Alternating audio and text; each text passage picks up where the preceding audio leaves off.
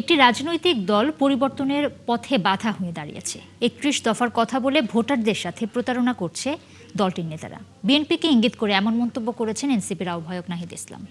সন্ধ্যায় নরসিংদীতে দলটির নির্বাচনী পথসভায় তিনি আরও বলেন, যারা হত্যার রাজনীতি করে ক্ষমতায় যেতে চায় তাদের কাছে দেশ নিরাপদ নয়।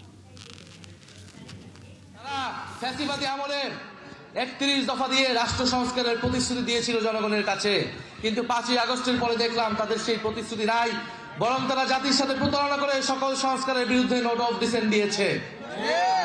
ফলে আপনারা মিলিয়ে নেবেন কে কি কমিট করে এবং কে তার প্রতিশ্রুতি কতটুকু রক্ষা করে। কেউ কথা দিলে তো কথা রক্ষা করতে হবে। শেখ হাসিনার সময় যে কথা দিয়েছিল রাষ্ট্র সংস্কারের ৩১ দফা, সেই ৩১ দফার কোনো কথাই তারা পরবর্তীতে রাখে নাই। এবং আগামী নির্বাচনে যদি তারা জয়ী হতে পারে তাহলে তার একটি কথাও তারা কখনোই আর রাখবে না।